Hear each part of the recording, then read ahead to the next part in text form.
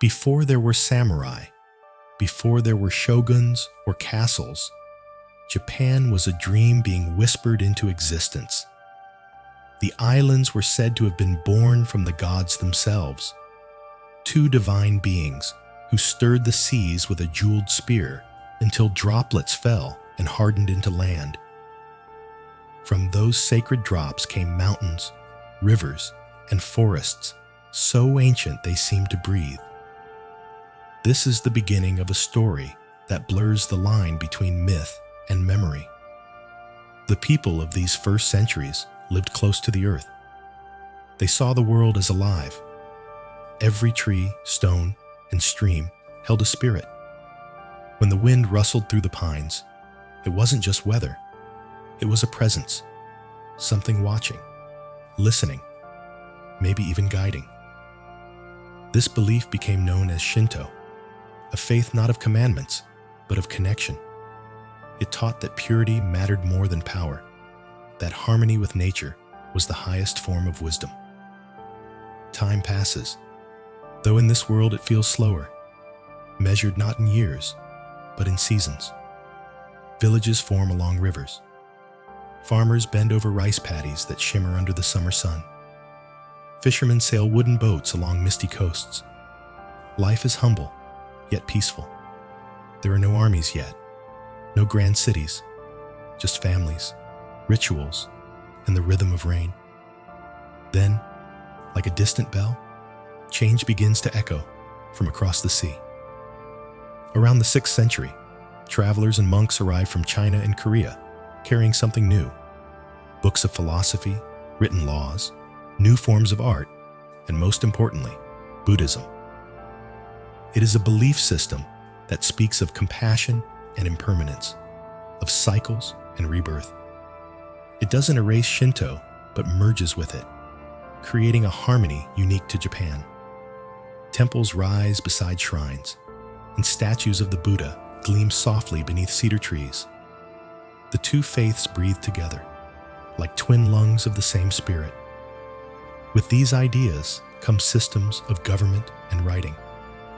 The emperors, once mythic figures said to descend from the sun goddess Amaterasu, now rule as living symbols of heaven's order on earth.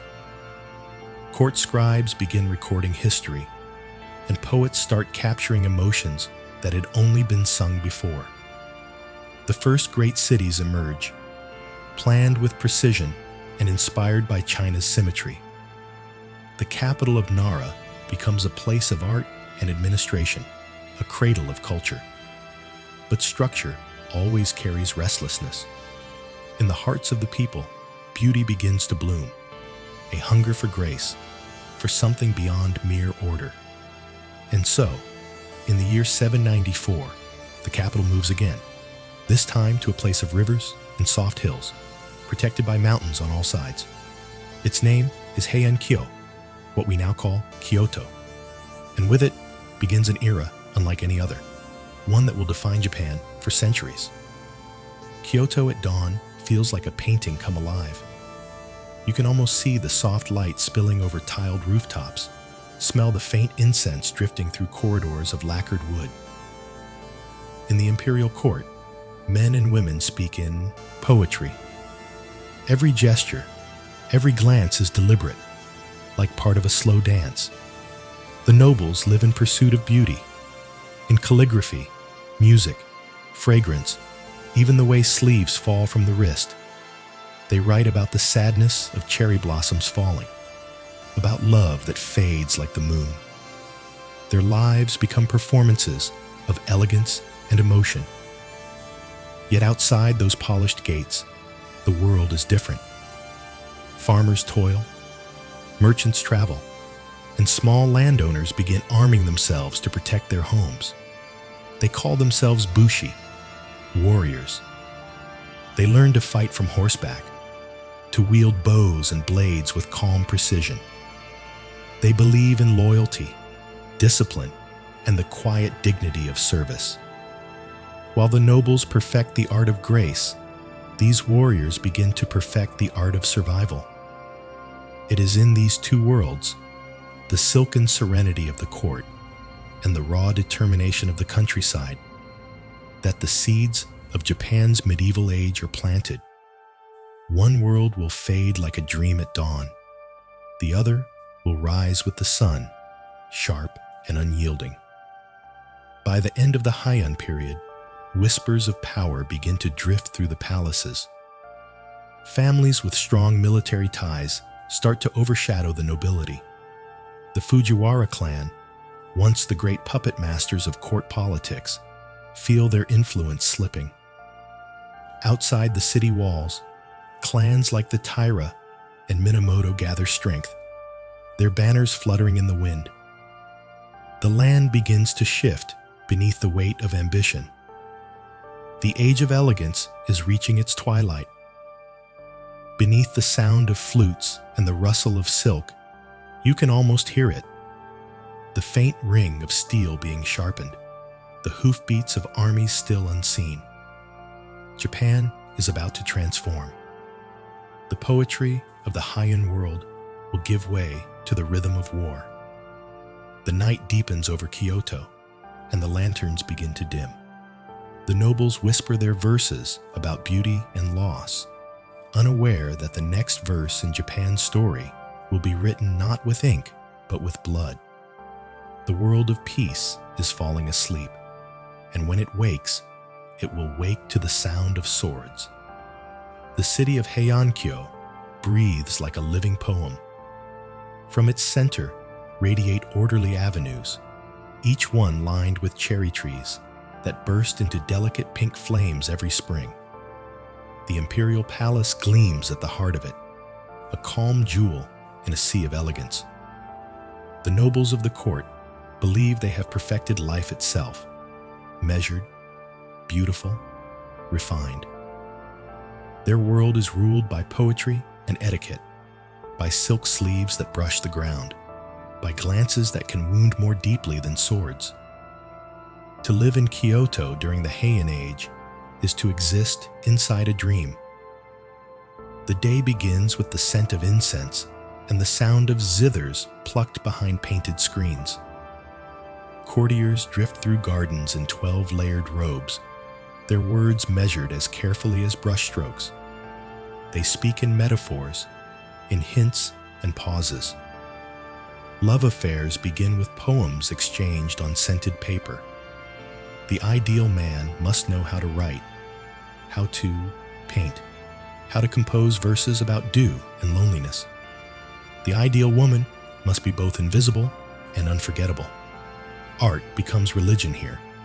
Calligraphy is prayer. A line of ink is as sacred as a sutra. Painters depict clouds not as they appear, but as they feel. It is a civilization built upon impermanence, a fragile world that knows it is too perfect to last. The Heian aristocrats sense this in their bones, which is why they worship beauty that fades, the cherry blossom, the autumn leaf, the sigh before silence. Yet beneath that grace, something restless moves. Beyond the capital's gates, the countryside is another Japan, harsher, hungrier, older. The peasants bow to landlords who bow to nobody. Bandits stalk the roads. Rival families feud over land and taxes. For them, the court's poems mean little. They survive not by beauty, but by strength. In these distant provinces, local warriors begin to rise. They are not noble by birth, but by endurance. They train their sons to ride, to shoot arrows from horseback, to fight as one with their swords. These men are known as bushi, or samurai. At first, they serve the aristocracy, hired to protect estates or enforce decrees. But over time, their loyalty drifts from emperors to their own clans. Honor replaces etiquette. Discipline replaces poetry. The old order does not yet know it, but the foundation of power is shifting under their silk-slippered feet. Meanwhile, within Kyoto's walls, political intrigue ripples through corridors scented with incense. The Fujiwara family, masters of manipulation, dominate the throne by marrying their daughters to emperors. They rule not through might, but through motherhood. Every child born to a Fujiwara princess strengthens their grip on the empire. But power has a way of leaking, like water through a cracked pot. The system grows bloated. Taxes fail to reach the capital. The emperor becomes a figurehead, bound in ritual, surrounded by whispers. And when the center weakens, the edges grow bold. Out in the provinces, the Taira and Minamoto clans begin to stretch their wings. They amass armies, collect tribute, and settle disputes without waiting for imperial permission. The Taira thrive on the sea routes, commanding trade and wealth. The Minamoto dominate the inland regions, men of the mountains and rivers. Both speak of loyalty, yet both crave dominion. Kyoto remains beautiful, but that beauty now feels fragile, like glass under pressure. The court's poets still write of love and blossoms, but their verses begin to sound like farewells. In the alleys at night, people whisper about the warriors from the east, about their armor and their horses, about a future where silk and steel might collide. The transition is slow, almost invisible at first. A noble's estate hires more guards. A temple petitions a samurai for protection. A provincial governor defies a royal order and gets away with it. Power, once soft and ceremonial, begins to harden. By the late 11th century, the court's authority has thinned like old paper. Real control belongs to those who command soldiers. Still, within the capital, life continues in its exquisite trance. The tale of Genji is written, a masterpiece that captures the very essence of Heian grace. In its pages, love is as fleeting as mist, and time drifts like perfume. The book becomes a mirror of the era, luminous, elegant, and doomed. But history does not wait for dreams to finish. As Kyoto sleeps beneath a blanket of blossoms, the first fires of conflict begin to glow in the distance. The Taira and Minamoto, once loyal servants of the court, will soon turn their swords upon each other. Their rivalry will ignite a war that ends the Heian dream forever. When you close your eyes, you can almost hear it. The last notes of courtly music fading as hooves thunder toward the city gates. The nobles still bow and recite their verses, unaware that an entirely new Japan is galloping toward them. The capital of beauty is about to meet the world of the blade. The scent of burning incense fades, replaced by the smell of sweat, steel, and rain. The age of quiet grace is slipping away, and in its place rises a new kind of Japan, louder, harsher, alive with the sound of horses and the clash of swords. The world that once bowed to poetry now bends to power. Far from Kyoto's delicate palaces, the countryside hums with energy. Villages grow restless, and men who once tilled the land now ride as soldiers. Families begin to measure their worth, not by lineage or silk, but by the loyalty of their retainers and the sharpness of their blades. A man's name becomes a banner, and that banner, a promise, a protection, of vengeance, of pride. This is the birth of the samurai. They are not yet the icons we imagine. No immaculate armor or polished code of honor. In these early centuries, the samurai are rough, pragmatic, half farmers, half fighters. Their loyalty lies with their clan lord, and their morality is simple. Protect your master, avenge your father, conquer your enemy. It's a brutal simplicity, yet out of it grows a way of life that will shape Japan's soul for centuries. The clans rise like storms across the islands. Among them, two names tower above all, Taira and Minamoto. Their rivalry begins quietly. disputes over land, court favor, and imperial appointments. But soon, these disagreements harden into something deeper, a struggle not just for dominance, but for destiny. The Taira, under the brilliant and ruthless Taira no Kiyomori, master the sea routes and trade wealth. They weave themselves into the court, marrying into nobility, dressing in brocade, and speaking the language of power with a warrior's edge. The Minamoto, in contrast, are the men of the hinterlands, austere, disciplined, shaped by the rough terrain of eastern Japan. Their leader, Minamoto no Yoritomo, is calm where Kiyomori is fiery, calculating where the other is arrogant. Their fates will intertwine like twin dragons spiraling toward a storm. By the late 12th century, Japan trembles. The court in Kyoto, weak and indulgent, can no longer balance the ambitions of the clans it once commanded. The emperor's decrees are ignored.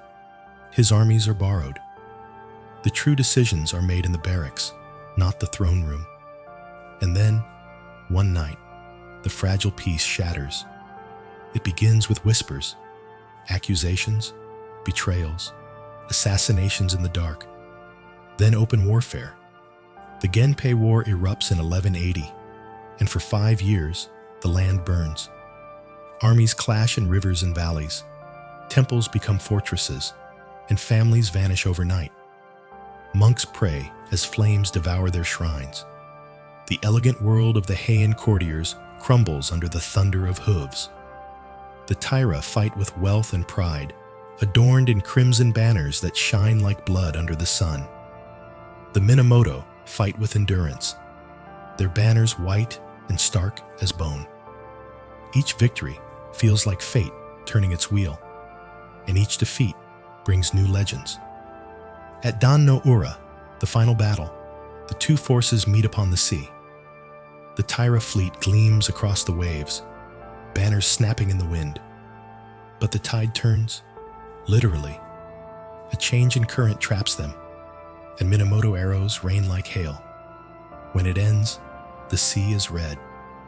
The Taira are destroyed, their emperor child drowned in his nurse's arms, sinking beneath the waves. The Heike clan becomes a story, the Heike Monogatari, a tale of glory and grief that will echo in temples for centuries. The sound of the Gion bell echoes the impermanence of all things. From this chaos emerges the first true shogun, Minamoto no Yoritomo. He establishes his government not in Kyoto, but far to the east, in Kamakura.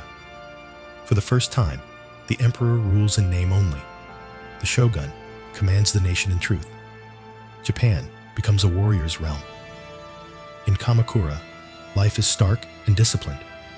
The courtier's poetry gives way to martial law, the silken robes to armor. Yoritomo builds a system that binds every samurai to duty, a web of vassals and lords that rewards loyalty and punishes betrayal. It's the birth of feudal Japan, a society that values courage, restraint, and devotion to one's master above all. The transformation is not only political, but spiritual. The samurai find resonance in Zen Buddhism, imported from China. It teaches that enlightenment comes through discipline, that the sword and the mind can become one. A warrior learns to meditate as he trains, to accept death without fear. In silence, he finds control. In impermanence, purpose. The battlefield becomes not just a place of violence, but of awakening. And yet, even as order returns, unease remains. The shogun is mortal. His heirs are unsteady. The Minamoto hold power, but they cannot hold it forever. Yoritomo dies in 1199, and with him dies the unity he forged. Behind the curtain, a new force waits. The Hojo clan, his in-laws, ready to rule through regency. The samurai age has begun, but peace is only a pause between storms. The clans that once fought for honor will now fight for control of the very idea of Japan. The emperor sleeps in Kyoto, the shogun rules in Kamakura, and the warriors stand ready. The island nation, forged from myth and beauty, now breathes through steel. The age of the sword has only just begun. The winds of war sweep across the islands, carrying with them the sound of drums and cries that rise and fall like the tide. Japan has awakened from its courtly dream, and what fills its eyes now is fire. The Genpei War is not merely a struggle between two clans. It is the moment when an entire civilization turns from silk to steel. It begins quietly, as so many great storms do. Whispers in the capital, ambitions whispered in shadowed corridors. The Taira clan, proud and powerful, stand like a crimson tide that has risen too high. Under the rule of Taira no Kiyomori, they have turned victory into vanity. Their banners fly above Kyoto's palaces, their daughters sit beside emperors, and their enemies vanish without sound. But arrogance breeds resentment, and even the emperor himself becomes their pawn. When Kiyomori places his infant grandson on the throne, the court murmurs of tyranny. The Minamoto, long humiliated, begin to stir. Rebellion sparks in the east. The year is 1180. Minamoto no Yoritomo, exiled for years, rallies warriors in the remote province of Izu. He sends messengers across the land, calling all who still remember honor. The response is slow, uncertain, but like embers catching wind, it spreads. Swords are drawn, oaths are renewed. The Taira laugh at first. They believe their wealth and fleets will smother the rebellion like smoke. They don't yet understand that what burns now is not politics, it's revenge. The early battles are chaotic and fierce. The Taira, masters of the seas, move swiftly between strongholds. The Minamoto, fighting from the mountains, rely on endurance and cunning. Each clash is brutal, each retreat deliberate. Fields that once grew rice now grow graves. Temples turn into fortresses. Monks wield bows beside soldiers. Even the songs of the birds seem to fall silent, replaced by the whistling of arrows. For 5 long years, the land is divided. Kyoto itself becomes a ghost city of fear and rumor. The Taira flee with their child emperor, retreating west to their stronghold at Dan no Ura, a fortress of ships and sea currents. They believe the ocean will protect them, but the sea has no master. The morning of the final battle, the waters shimmer under a pale sun. The Taira fleet stretches across the strait, hundreds of ships adorned with red banners that flap like wounded wings. On the opposite shore, the Minamoto stand in white armor, quiet and steady. Among them are seasoned warriors and young men who have never seen battle but burn with purpose. The tide waits between them, calm, indifferent. When the conch shells sound, the sea erupts. Arrows darken the sky. Ships crash and splinter. Men leap from deck to deck, swords flashing in arcs that catch the sunlight. The cries of the dying mix with the roar of the waves. For hours the battle rages without clear victor, until fate itself intervenes. The tide shifts. The currents change direction, trapping the Taira fleet. Confusion turns to panic. The Minamoto, sensing the moment, press forward.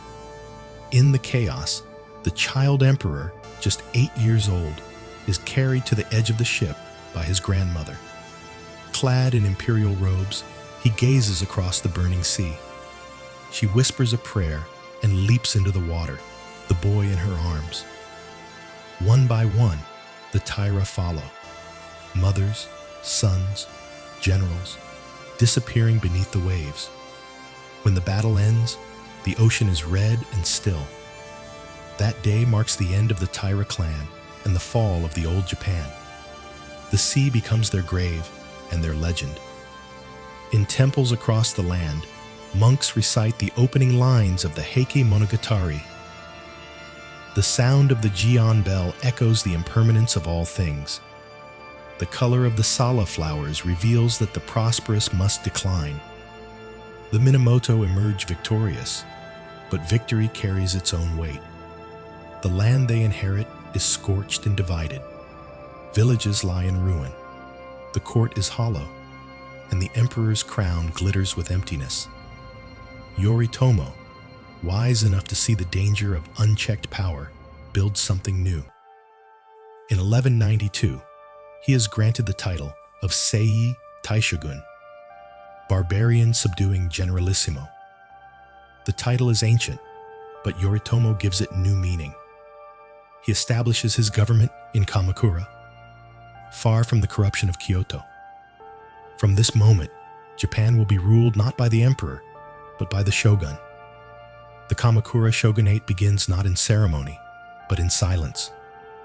Samurai patrol the roads. Taxes flow to the east, not the capital.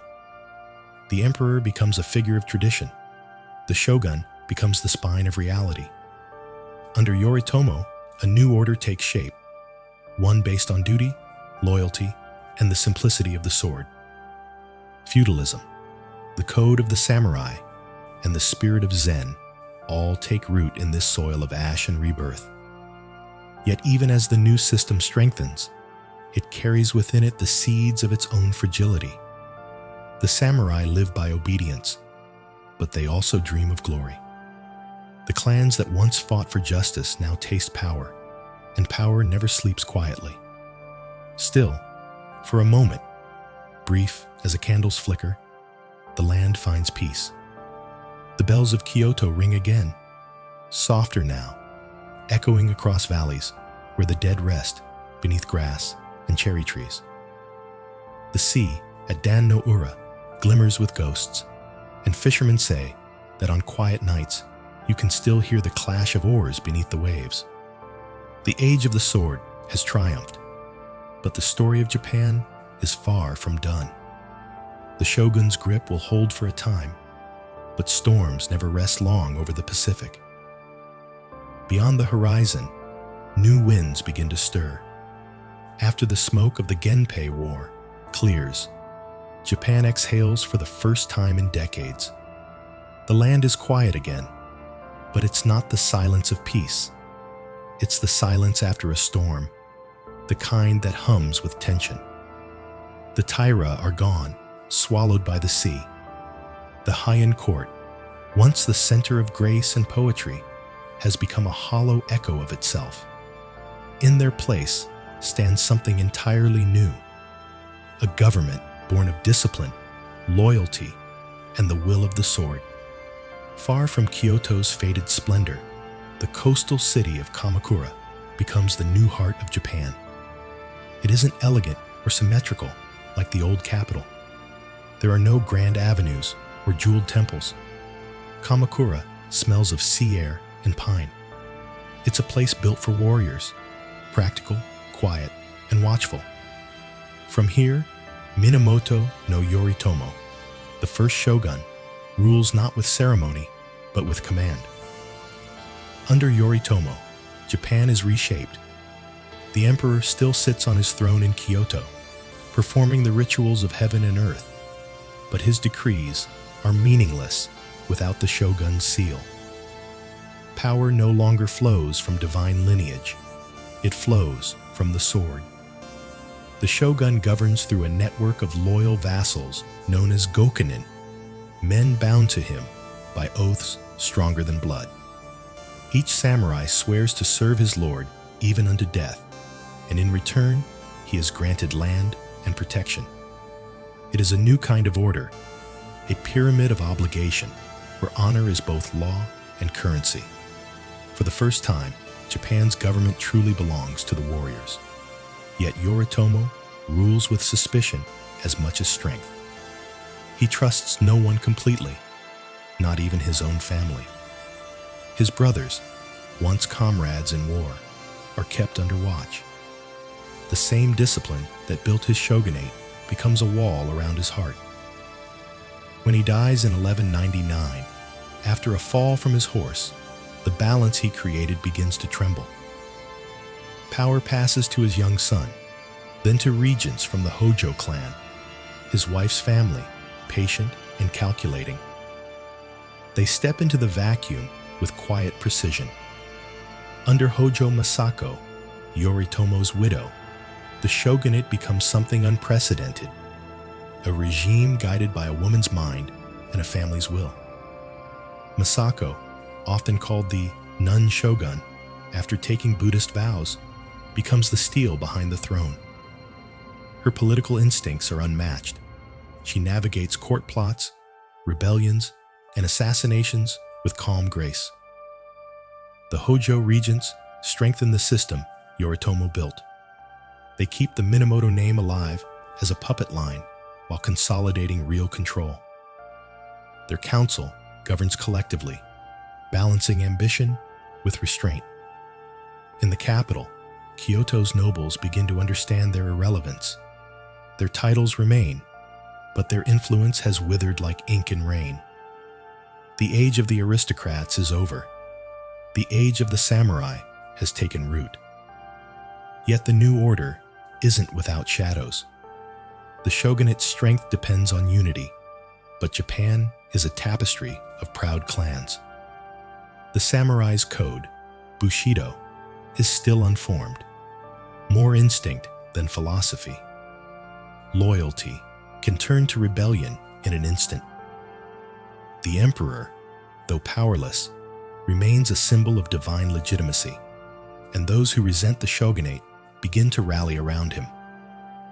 In 1251, Emperor Go-Toba decides to strike. Believing the shogunate's grip to be weakening, he gathers allies in Kyoto and calls for war. The Jokyu rebellion erupts, a brief but furious conflict between imperial loyalists and the samurai government. The emperor's armies march under the banner of righteousness, but they underestimate the discipline of Kamakura's warriors. Within weeks, they are crushed. Go-Toba is exiled to an island, and the shogunate's authority becomes absolute. After the rebellion, the Hojo tighten their hold even further. They establish new administrative codes, record every parcel of land, and keep meticulous control over their vassals. The Gosebai Shikimoku, their legal code, lays the foundation for Japanese law for centuries. It's practical, moral, and brutally clear. Every man's duty is defined, and every betrayal has a price. But in this age of order, another transformation takes root, one not of politics, but of the soul. Zen Buddhism arrives in earnest, brought by monks who have traveled to China and returned with strange, quiet wisdom.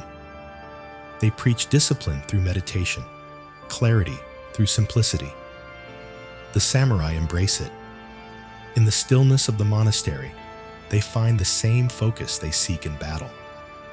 The sword becomes an instrument of awareness. Death, a mirror of life's impermanence. Kamakura becomes both fortress and monastery, a city where prayers mix with the clang of armor. Monks and warriors walk the same paths, bowing silently to one another. Temples rise along the coast, where the sea wind hums through bamboo groves. The teachings of Zen shape the warrior's soul, calm amid chaos, presence amid peril. And yet, just as Japan settles into its new rhythm, the horizon begins to darken. Across the sea, in the vast plains of Asia, an empire stirs, one that devours kingdoms like waves swallowing islands. The Mongols, led by Kublai Khan, have conquered China and now turn their gaze toward Japan. Letters arrive demanding submission. The shogunate burns them. The warriors who once fought each other now face a new challenge, a storm from beyond the ocean. As the waves crash against Kamakura's cliffs, the samurai sharpen their swords and strengthen their walls. For the first time, Japan must defend not just its honor, but its very existence. The Mongol ships are coming, and with them, a wind that will test the spirit of a nation. The sea has always been Japan's shield, vast, patient, eternal. For centuries, it separated the islands from the chaos of the mainland, but in the 13th century, the horizon darkens. Across the continent, a storm unlike any in history gathers strength. The Mongols, led by Kublai Khan, grandson of Genghis, have conquered China, Korea, and much of Asia. Their empire stretches from the Pacific to Europe, and now their eyes turn east, toward the island that dares to remain free. It begins with letters, polite demands written in brush and arrogance. Kublai calls himself master of the universe, and he expects Japan to bow. The Hojo regents, who rule the Kamakura shogunate, read the words with quiet fury. They burn the letters and send back no reply. The Mongols are not used to silence. In 1274, their answer comes on the wind. From Korea's ports, a fleet of 900 ships sets sail, carrying more than 30,000 men, Mongols, Chinese, and Koreans. They cross the sea under banners of thunder. On the shores of Kyushu, Japan's southernmost island, fishermen spot black sails on the horizon. For the first time in centuries, foreign invaders approach Japan's soil. The samurai gather, called from their provinces by the shogunate. They are warriors of discipline and honor, trained for duels and small battles, not the organized onslaught of an empire. When the Mongols land at Hakata Bay, the difference is immediate. The invaders fight in ranks, with drums and signals, their arrows flying in coordinated storms. They use weapons unseen in Japan, iron bombs that explode with thunder, shaking the ground. The samurai, who are used to single combat, charge bravely, but are overwhelmed by the rhythm of Mongol warfare. For 2 days, the battle rages. The Japanese fight fiercely, but fall back again and again. Just when defeat seems certain, the weather shifts. The wind rises, the sea grows violent, and a storm sweeps across the bay. The Mongol fleet, unprepared, is scattered. Ships crash against rocks. Men drown in the surf. By morning, the survivors retreat. Japan stands, battered but unbroken. The monks call it divine intervention, kamikaze, the wind of the gods. To the samurai, it is both miracle and warning. They rebuild their defenses, constructing stone walls along the coasts, watchtowers on the cliffs, and forts at every harbor. For 7 years, they prepare. The Mongols, undeterred, do the same. In 1281, they return. Twice as many ships, twice as many men. A force of 140,000 sails for Japan, the largest armada the world has ever seen. This time, the samurai are ready. The walls at Hakata Bay stand firm, and the defenders harass the invaders from small boats, attacking at night, cutting supply lines, retreating before dawn. For weeks, the Mongols cannot break the defenses. Their fleet, trapped between storm and shore, begins to falter. And then, once again, the heavens intervene. Another typhoon forms, larger, fiercer, merciless. It slams into the Mongol ships with the rage of a living god. Masts snap like reeds. Hulls splinter against one another. The sea swallows the armada whole. When the winds finally calm, the beaches are littered with wreckage and bodies. The survivors limp back to the continent, broken. Japan has faced the greatest army on earth, and the sea itself has saved it. The kamikaze becomes legend, proof that the gods protect the islands when men cannot. Temples are built in gratitude, prayers are carved into stone. Yet beneath the relief lies unease. The victory was divine, not human. The samurai fought bravely, but were saved by forces beyond their control. They returned to their homes proud, but unpaid. The shogunate, drained by the cost of war, cannot reward them. The system begins to strain. Without new lands to conquer or spoils to distribute, the warriors grow restless. Feudal bonds weaken. Many samurai sink into debt, selling their armor or turning to banditry. The Hojo regents, once untouchable, begin to lose respect. Their power depends on stability, and stability has vanished. Meanwhile, Zen Buddhism deepens its roots among the warrior class. Monks teach that suffering is the path to enlightenment, that discipline in battle and meditation are one and the same. Samurai visit temples to find balance between violence and peace. In the silence of the gardens, with their raked gravel and still ponds, they learn the paradox that defines their age. Strength through emptiness, control through surrender. Art and philosophy begin to echo this new mindset. Simplicity replaces luxury. Restraint becomes beauty. The ink paintings of Zen masters capture entire landscapes with a few bold strokes. The tea ceremony, austere and quiet, becomes an act of harmony between host, guest, and the passing moment. The warrior learns that victory begins in the mind. Yet Japan cannot live on spirit alone. The Mongol invasions have shaken the foundations of the shogunate. The Hojo struggle to maintain authority as famines, earthquakes, and unrest spread. The temples fill with prayers for balance, but history has no mercy for those who stand still. Another storm is gathering, not from across the sea this time, but from within. The samurai, once united by fear of the Mongols, will soon turn their swords against one another again. New clans rise, old loyalties crumble, and the rhythm of chaos returns. The divine winds may have saved Japan from conquest, but they cannot save it from itself. The storms that once protected Japan have passed, but the peace they leave behind feels hollow. The Mongols are gone, yet the shogunate they tested begins to crumble from within. The Hojo regents, proud in their stone halls at Kamakura, believe they've been chosen by the gods.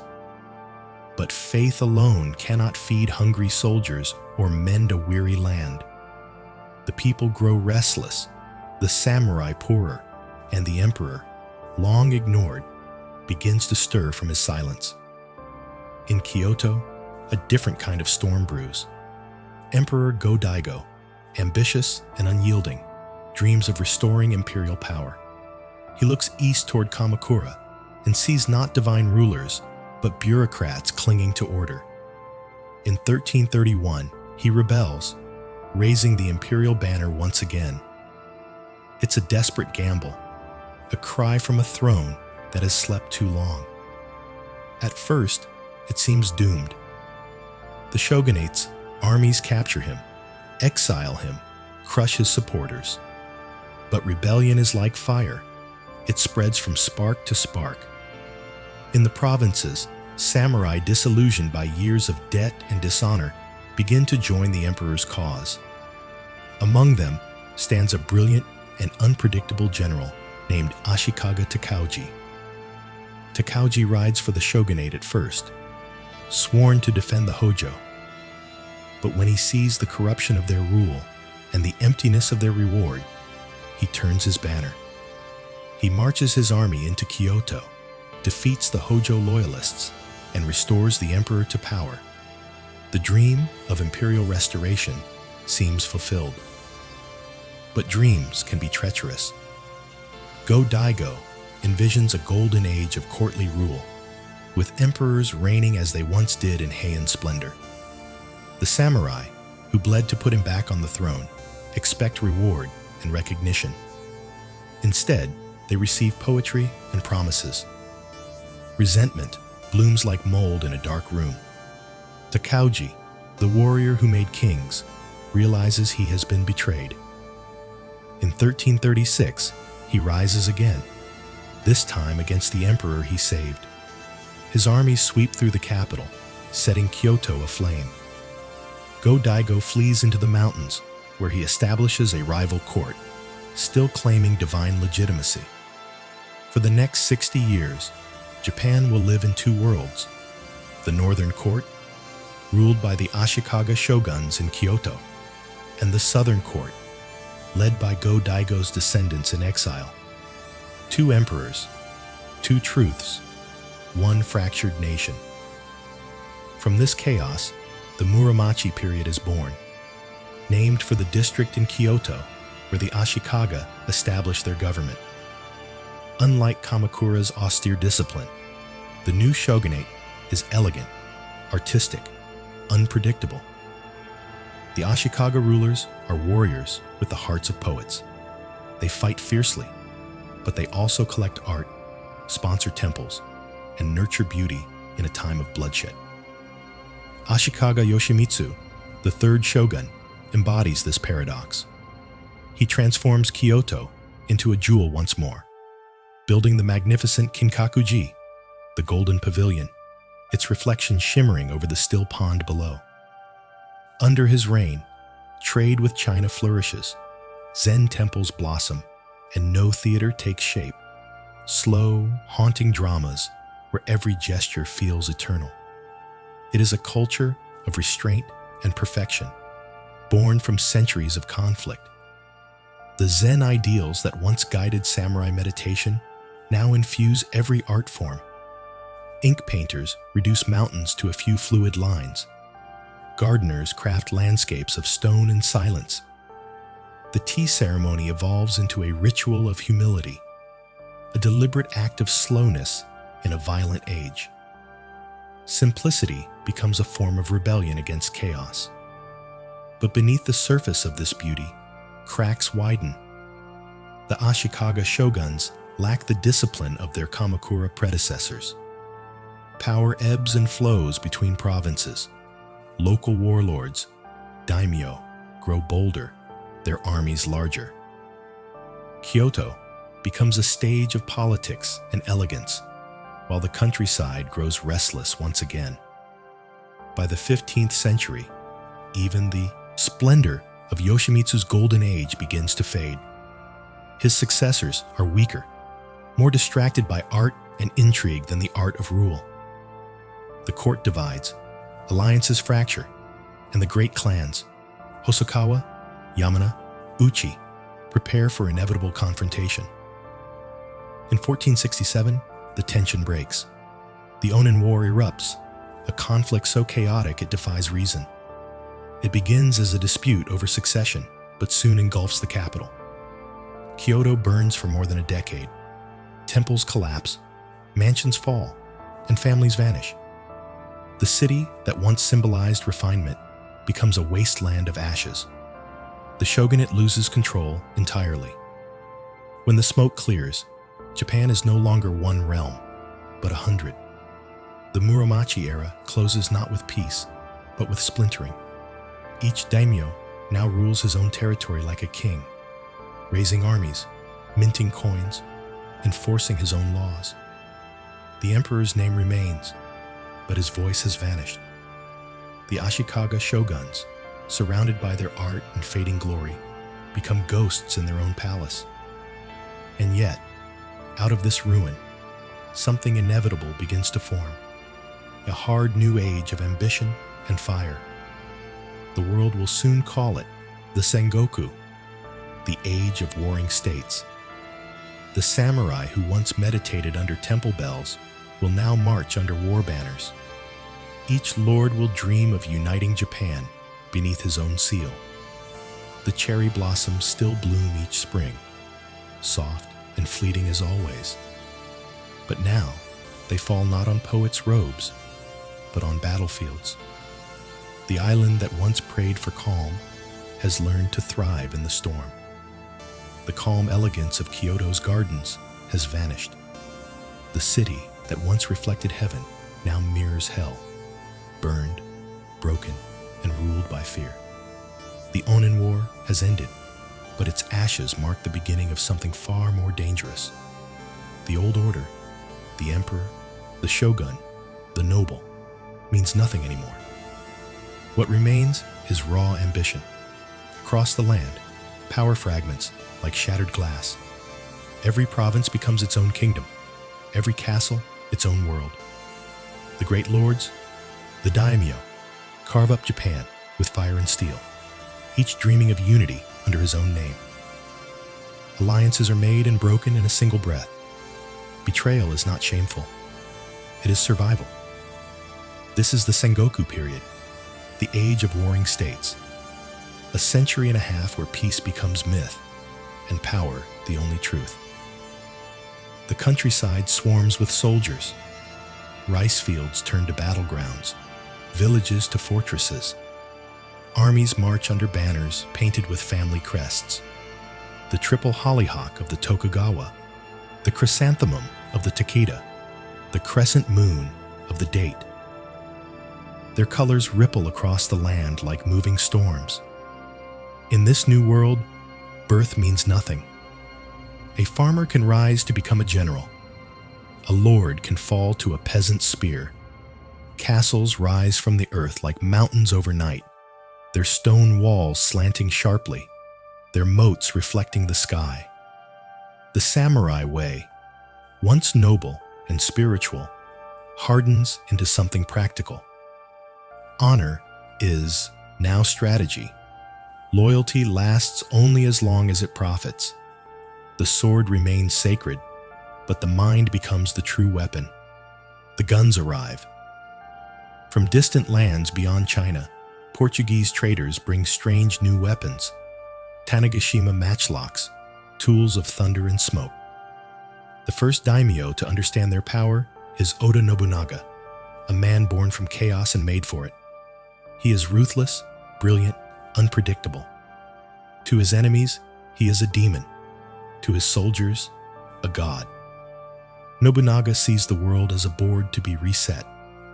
He breaks the power of Buddhist warrior monks who defy him, burns the sacred temple of Mount Hiei, and crushes rival clans with modern tactics. When the Takeda cavalry, feared across Japan, charges his lines, Nobunaga meets them not with spears, but with volleys of gunfire. 3 ranks of musketeers, rotating, firing in perfect rhythm. The old age of swords meets the future, and dies. Under Nobunaga's campaign, Japan begins, for the first time in centuries, to move toward unity.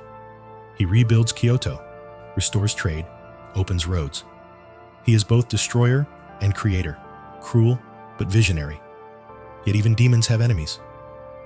In 1582, one of his own generals, Akechi Mitsuhide, turns on him. Nobunaga, trapped in a burning temple at Honnoji, performs seppuku, ritual suicide, before the flames consume him. His body is never found. His ambition, however, survives.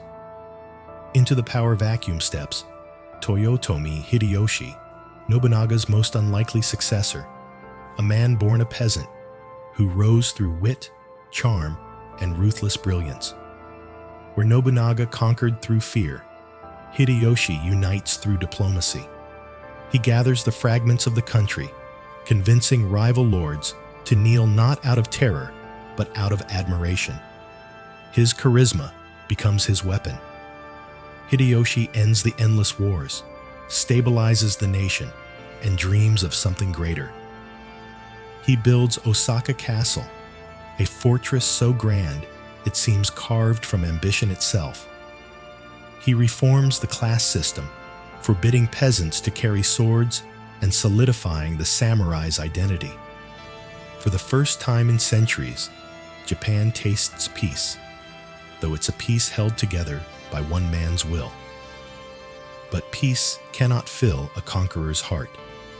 Hideyoshi looks beyond the sea, across the horizon where the Mongols once came from, and decides to invade Korea, and eventually China. It is a disastrous campaign. His armies, though fierce, are exhausted and far from home. When Hideyoshi dies in 1598, his dream of empire dies with him. The generals who once served him now look to the future, and to the next man who might hold the country together. That man waits patiently in the shadows. Tokugawa Ieyasu, calm, calculating, cautious, has learned from every master before him. He fought beside Nobunaga, served Hideyoshi, and outlived them both.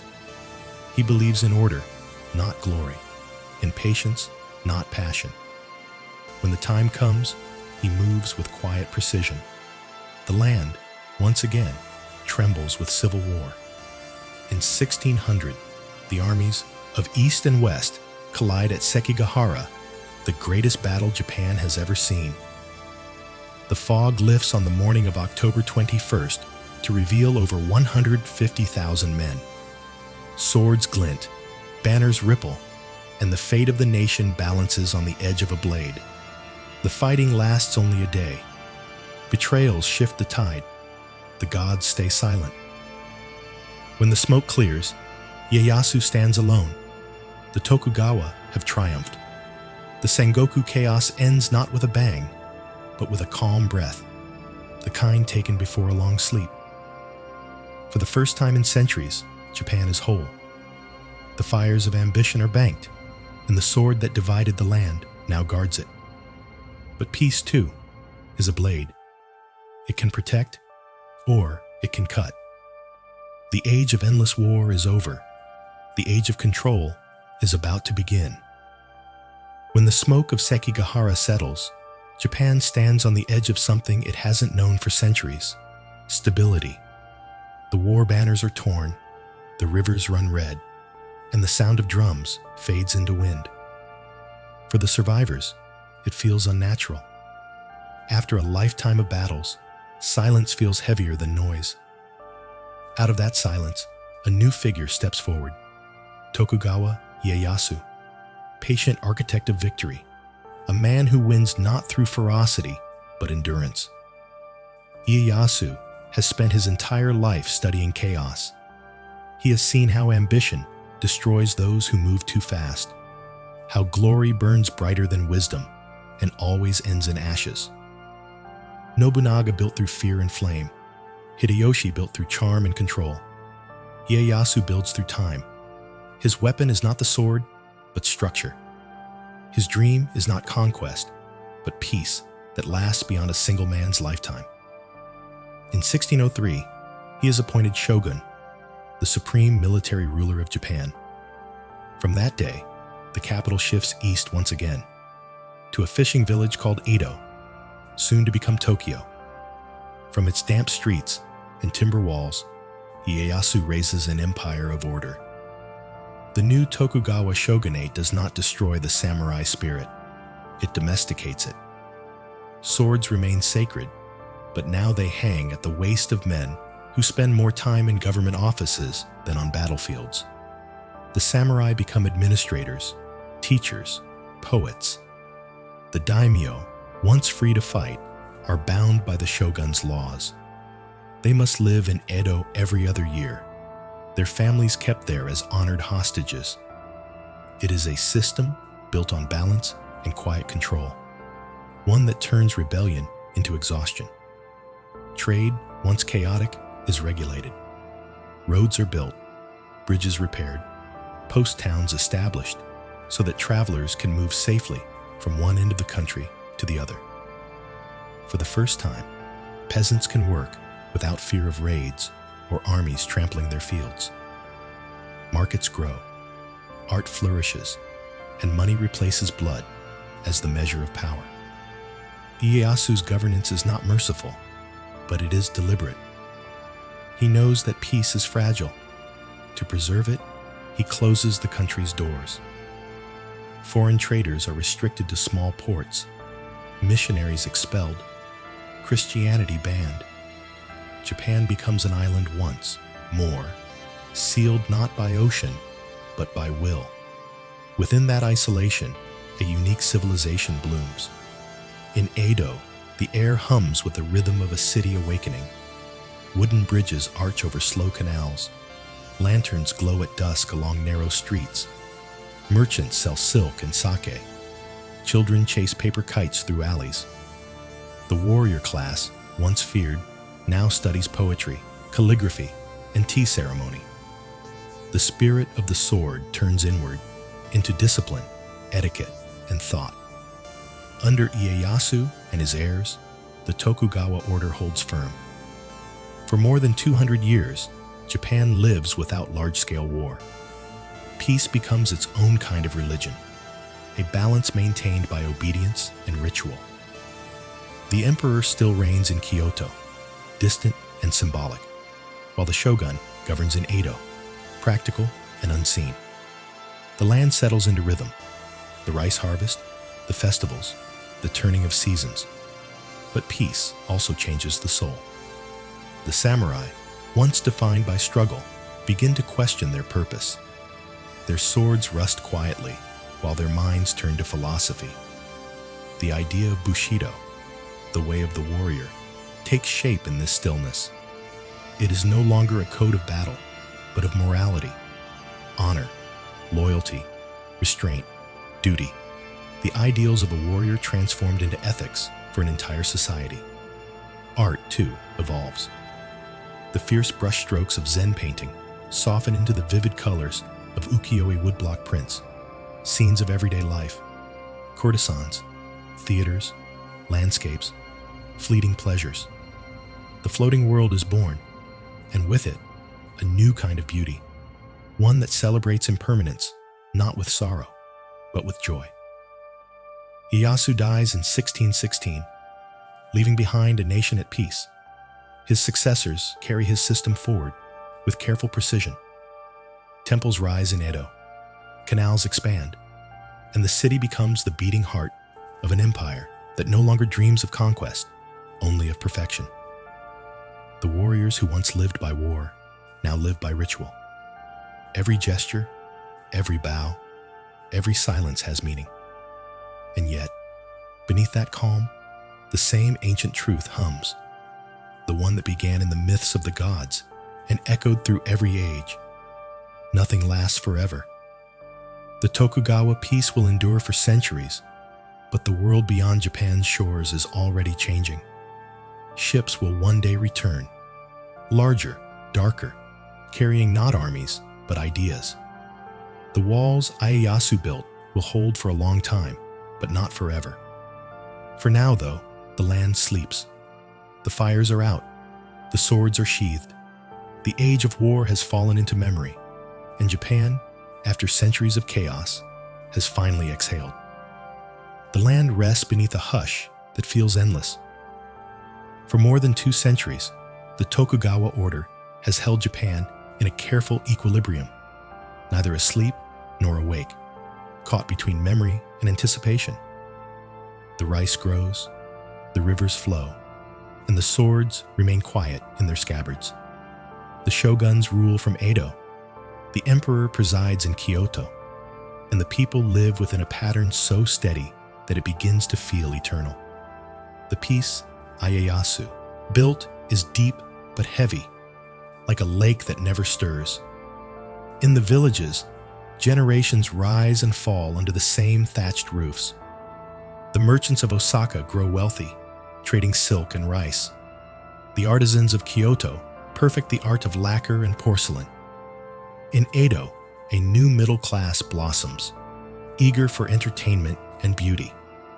The old austerity of the samurai world dissolves into color. Kabuki theaters, pleasure quarters, prints of cherry blossoms, and moonlit courtesans. The cities pulse with laughter and song. The floating world, the ukiyo, becomes Japan's heartbeat. Painters capture fleeting scenes of daily life. Lovers parting at dawn, rain falling on wooden bridges, geisha dancing by lantern light. Each print, each poem celebrates impermanence. The same philosophy that guided warriors and monks now reshaped into the language of joy. The people of this era know the truth. Everything passes, so you must love it while it's here. The samurai, once the guardians of war, now serve as scholars, teachers, and bureaucrats. Their armor gathers dust. Their loyalty turns inward.